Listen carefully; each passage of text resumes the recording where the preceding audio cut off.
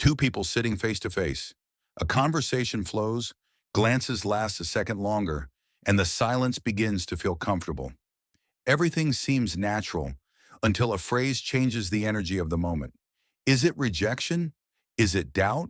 Or is it something much more complex? Why do some words seem to close a door when they are actually measuring your reaction? And most importantly, how many times have you misinterpreted a signal without realizing it? Stick around because understanding this completely changes the emotional dynamic. Most people listen to words as if they were clear instructions. If someone says something ambiguous, we assume it means exactly what it sounds like. But human interactions don't work that way, especially when there is emotional tension, attraction, or vulnerability. Words are rarely literal. In many social moments, phrases are not conclusions. They are explorations. They are attempts to gauge the emotional atmosphere without fully exposing oneself. The problem is that almost no one teaches us this. We are taught to listen to words but not to read context. When two people start to connect, something changes in the conversation. Language becomes less direct. Jokes appear, strange comments, phrases that seem contradictory. It's not confusion. It's emotional protection because opening up completely is scary. Nobody wants to feel rejected. Nobody wants to show too much and be left vulnerable. That's why the brain uses subtle mechanisms to test the waters before moving forward. An ambiguous phrase can be a safe way to observe how the other person will react. Misunderstanding is born when a person interprets those words as a definitive message. When they hear a comment and think everything is over or that something went wrong. In reality, many times it's just a natural phase of emotional exchange. Human conversation is not linear. It has layers. One part expresses what it thinks rationally. Another part tries to protect feelings that don't yet feel safe enough to come out. And when you don't understand that, you react too quickly. You close yourself off. You pull away. Or you try to fix something that wasn't actually broken. The key point is to understand that not everything being said is designed to communicate an absolute truth. Sometimes it's simply a signal to observe the emotional environment. And when you start to see this, you begin to understand something much deeper about how connection between people works. Indirect language doesn't appear by chance. It appears when emotions start to come into play. When a conversation stops being purely rational and becomes something more personal, more uncertain, more vulnerable.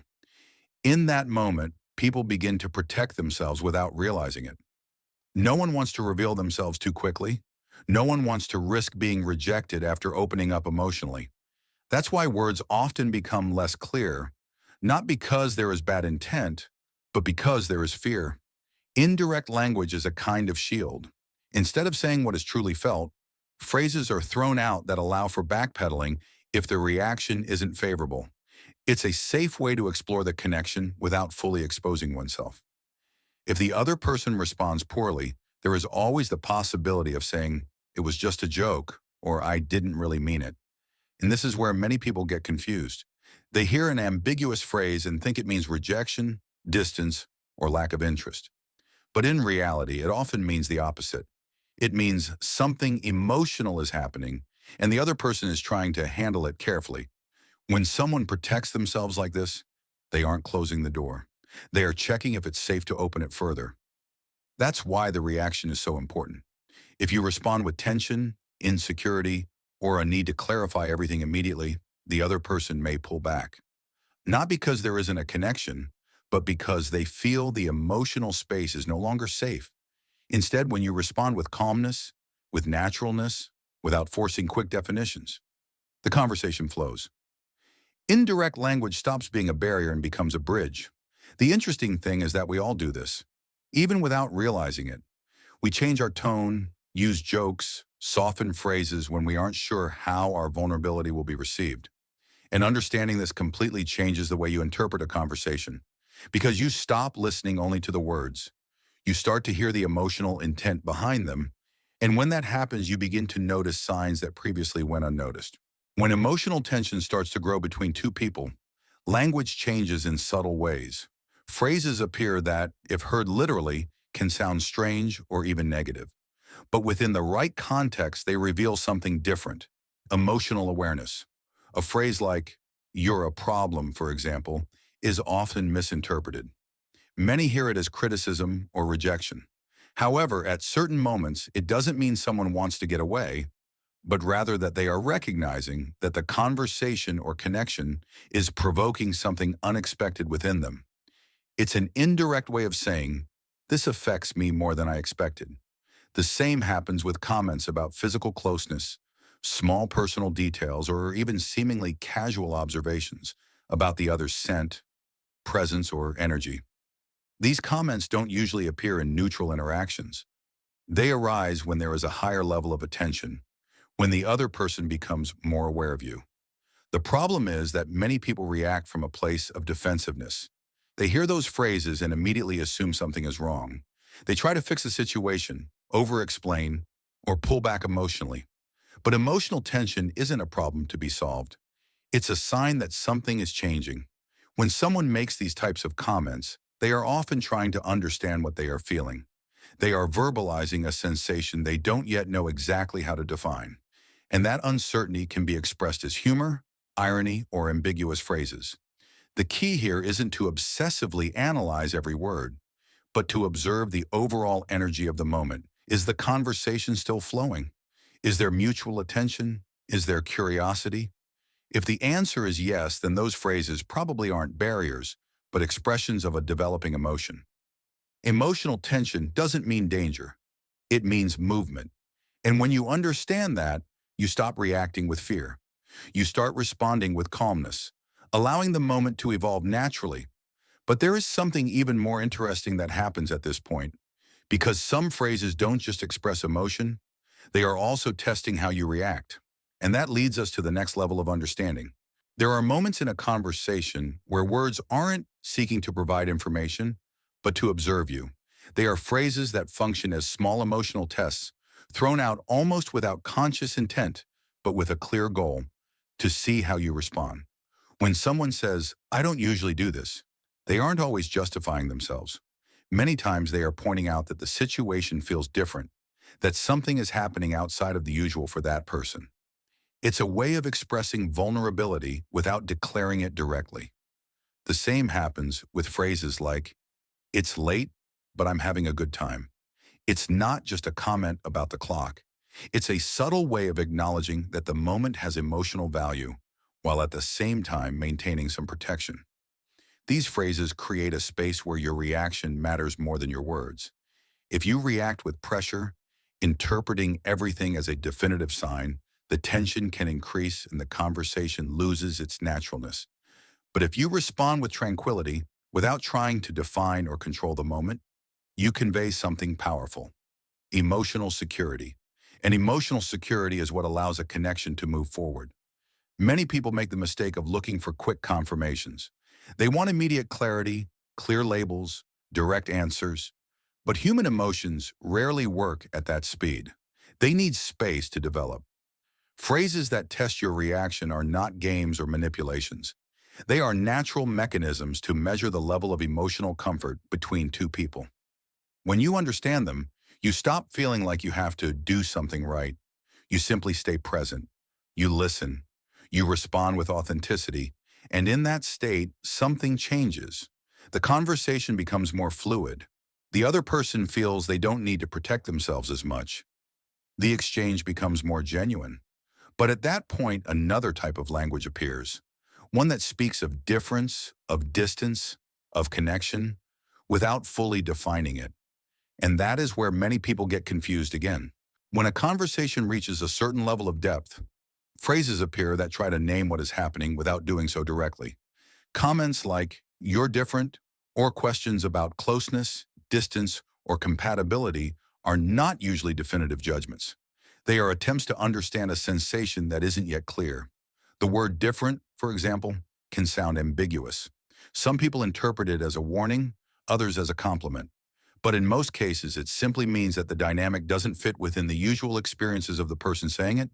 It's an observation, not a conclusion. When someone expresses these kinds of phrases, they are usually trying to understand how you fit into their emotional world. They are measuring the connection, looking for internal references to interpret what they feel. And here something interesting happens. The stronger the connection, the harder it is to define it quickly, because labels simplify something that is still evolving. That's why indirect questions or comments that seem insecure arise. It's not total indecision, it's exploration. The common mistake is to respond by trying to give quick definitions, as if the conversation needed to be resolved immediately. But many times, what is really needed is space. Space for the connection to breathe and develop without pressure. When someone speaks of difference or raises questions about closeness, they aren't always looking for concrete answers. Sometimes they just want to know if they can feel comfortable in that emotional space with you. Responding with calmness, without dramatizing or forcing interpretations, allows the conversation to move forward naturally. Emotional security is built like this, step by step, without urgency. And yet, even when everything seems to flow, a particularly delicate moment arrives. An ambiguous instant where the conversation stops for a second and uncertainty appears. Phrases like, "So what do we do now?" or "It's nothing," can change the energy of the moment completely. And understanding them correctly makes the difference between disconnecting or deepening even further. Every emotional interaction has a point where the energy changes.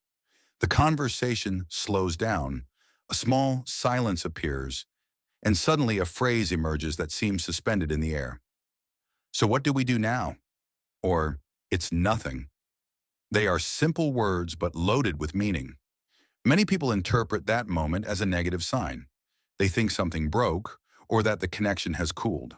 But in reality, that instant usually indicates that the emotion reached a deeper level and both are trying to figure out what to do with it. "So what do we do now?"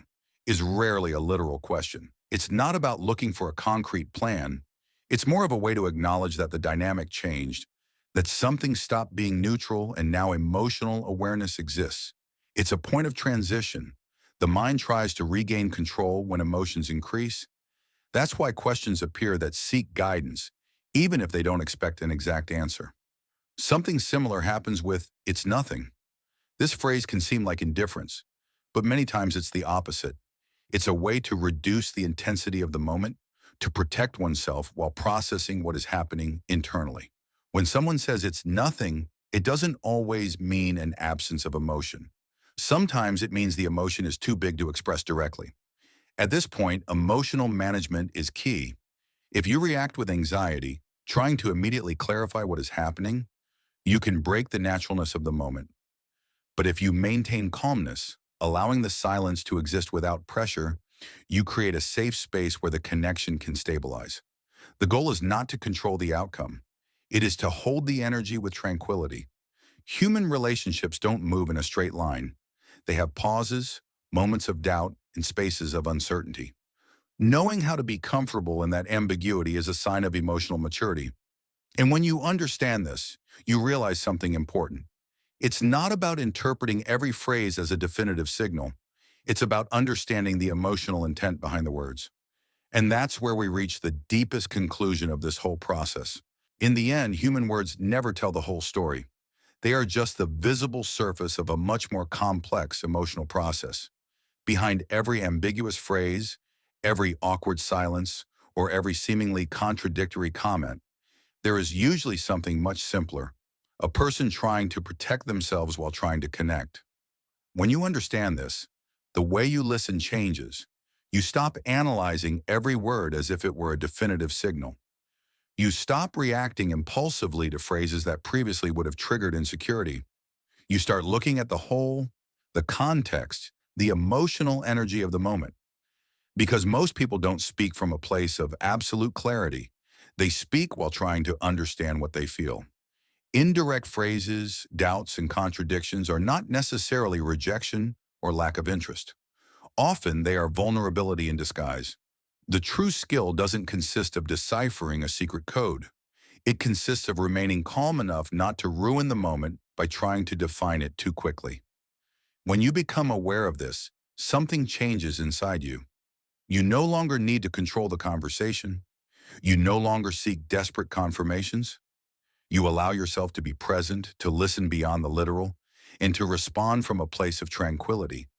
And that calmness creates security. The deepest connections aren't born from perfect answers, but from the ability to hold ambiguity without fear. From understanding that human emotions are complex and that words are often just imperfect attempts to express them, what previously seemed confusing begins to make sense. Because you understand that deep down, we are all trying to do the same thing. Get closer without getting hurt. And when you learn to listen with that perspective, conversations stop being a field of misunderstandings and become spaces where real connection can appear.